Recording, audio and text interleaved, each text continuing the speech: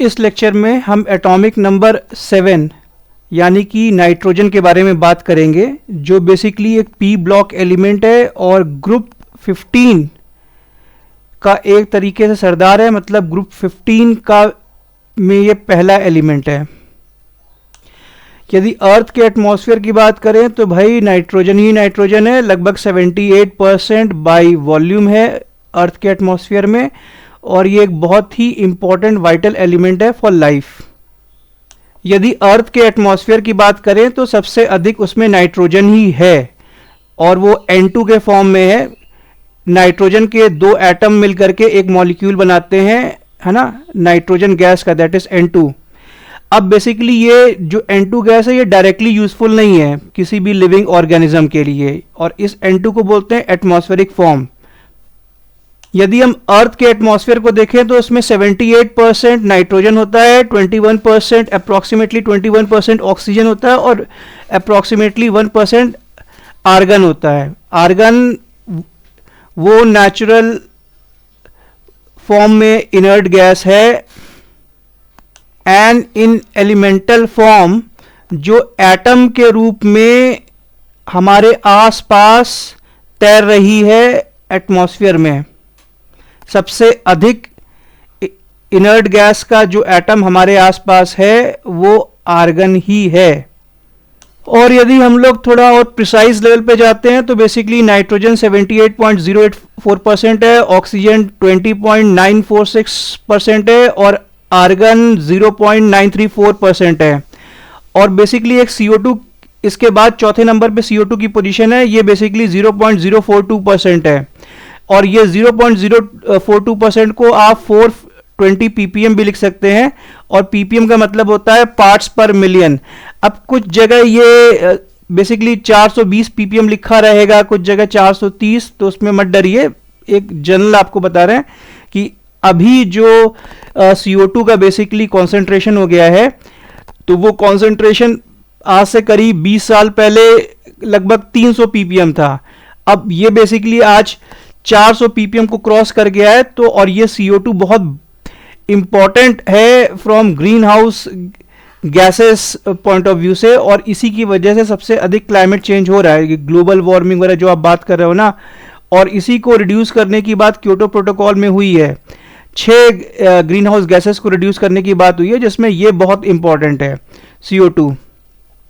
अब जैसा कि हम आपको बता चुके हैं कि नाइट्रोजन बहुत इंपॉर्टेंट है फॉर लाइफ। जैसे आप DNA की बात करते हैं, RNA की बात करते हैं, या एमिनो एसिड्स की या प्रोटीन की बात करते हैं, तो बिना नाइट्रोजन के DNA, RNA, एमिनो एसिड्स और प्रोटीन बन नहीं सकते हैं। बॉडी आपकी फंक्शन नहीं कर सकती बिना नाइट्रोजन के।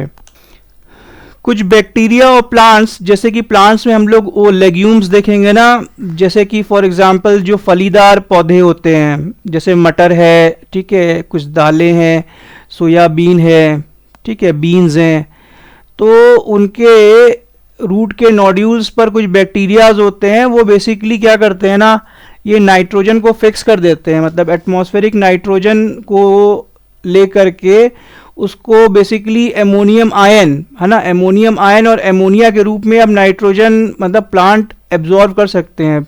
ये एटमॉस्फेरिक फॉर्म में जो नाइट्रोजन है ना, ये काम नहीं आती है प्लांट्स वगैरह के। तो बेसिकली ये जो नाइट्रोजन का फिक्सेशन होता है ना, ठीक है, ये बहुत इम्पॉर्टेंट है।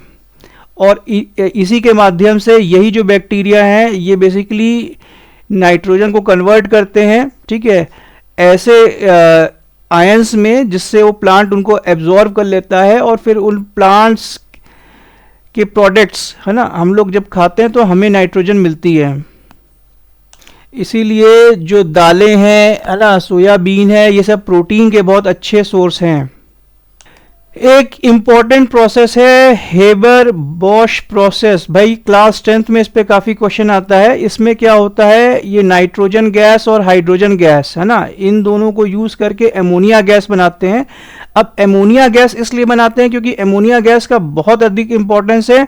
ये फर्दर यूज़ होती है फर्टिलाइजर्स बनाने में और एक्सप्लोजिव्स बनाने में।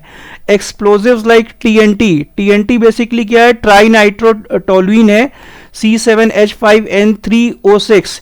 ये एक सॉलिड येलो ऑर्गेनिक कंपाउंड होता है। जनरली क्या होता है ना, जैसे कि हम लोग एटम बॉम्ब्स इन सब की कोई भी पावर को जब हम लोग मेजर करते हैं ना, तो हम लोग उसको टीएनटी का एक बेस लेके मेजर करते हैं, भाई कितनी एक्सप्लोजिव पावर होगी। ये नाइट्रोजन का बेसिकली जो बॉइलिंग पॉइंट होता है वो -196 डिग्री सेंटीग्रेड होता है, और melting point basically -210 degree centigrade होता है। तो बेसिकली -196 डिग्री सेंटीग्रेड पे मान लो जो लिक्विड नाइट्रोजन है ना, ये बेसिकली आपके सेल्स को फ्रीज कर सकती है, फूड को फ्रीज कर सकती है, और रबर को भी शैटर कर सकती है। और यदि मान लो अब टेम्परेचर इससे थोड़ा सा भी ऊपर हो गया ना, ठीक है, तो अब सीधे सीधे क्या हो जाएगा कि भाई वो लिक्विड स्टेट में तो नहीं रहेगी, वो अब गैसियस स्टेट में हो जाएगी। तो इसीलिए जब यदि लिक्विड नाइट्रोजन को ना आप इसको स्पेशल कंटेनर में भी रखना पड़ेगा आपको, है ना, क्योंकि भाई देखो -196 डिग्री सेंटीग्रेड है ना चाहिए टेम्परेचर कम से कम, या उससे भी कम चाहिए। तो जैसे ही यदि आप रूम टेम्परेचर को आप पर एक्सपोज करते हैं ना लिक्विड नाइट्रोजन को, ये सीधे बॉयल कर जाती है, तेजी से इसका वॉल्यूम बढ़ जाएगा। अब ये जो नाइट्रोजन गैस है ये कलरलेस होती है ना, मतलब इसका कोई रंग नहीं होता, ठीक है, ऑर्डरलेस है, कोई महक नहीं होती, और ये इनर्ट भी होती है, ठीक है। अब इसीलिए आपको बता रहे थे कि भैया ये जो है ना, ये बेसिकली बहुत सारी गैसेस इनर्ट होती है, केवल आपकी वो नोबल गैस नहीं होती। लेकिन नोबल गैस का फंडा ये है ना, वो इनर्ट तो होती है लेकिन वो एटॉमिक फॉर्म में, है ना, एक एक एटम जैसे हीलियम का, आर्गन का, वो सब एग्जिस्ट कर सकता है। ये भी नेचुरल है, नेचुरल इनर्ट गैस है, लेकिन देखो ये एटॉमिक फॉर्म में एग्जिस्ट नहीं कर रही है। देखो ये N2 है, ठीक है, फाइन। तो बेसिकली ये नाइट्रोजन जो एटमॉस्फेरिक नाइट्रोजन बोलते हैं, जब भी हम एटमॉस्फेरिक नाइट्रोजन की बात करते हैं तो वो N2 है, मतलब ये बेसिकली डाई एटॉमिक फॉर्म में है, मतलब नाइट्रोजन के दो एटम्स हैं, ठीक है, एक मॉलिक्यूल बना रहे हैं N2 का। तो ये बहुत स्टेबल होती है, अनरिएक्टिव होती है, और हम इसमें देखेंगे ना, इसमें बेसिकली नाइट्रोजन, दो नाइट्रोजन एटम के बीच में ये 3 ट्रिपल बॉन्ड इसमें इन्वॉल्व होते हैं, और ये one of the strongest bond है केमिस्ट्री में। देखो नाइट्रोजन के पास बेसिकली क्या है, इसका एटॉमिक नंबर आपको पता है 7 है। तो पहले शेल में 2 इलेक्ट्रॉन हो गए, दूसरे शेल में 5 इलेक्ट्रॉन हो गए। अब दूसरे शेल में यदि 8 इलेक्ट्रॉन हो जाए तब भैया ये खुश हो जाएगा, स्टेबल हो जाएगा। तो देखो ये इस नाइट्रोजन एटम पास ये 2 इलेक्ट्रॉन है, ये 5 इलेक्ट्रॉन है, इसने अपने 3 इलेक्ट्रॉन यहाँ रख दिए, इस नाइट्रोजन ने भी अपने 3 इलेक्ट्रॉन रख दिए, है ना। तो अब ये शेयरिंग हो गई है। तो अब इसके पास ये 2 हैं और ये अपने ये 3 थे जो शेयरिंग में रखे थे, ये 3 शेयरिंग में इसके मिल गए, ठीक है। तो इसके पास अब ये 8 हो गए। इसी तरह इस नाइट्रोजन एटम के पास ये 2 और ये 6 मिलाकर कैसे 8।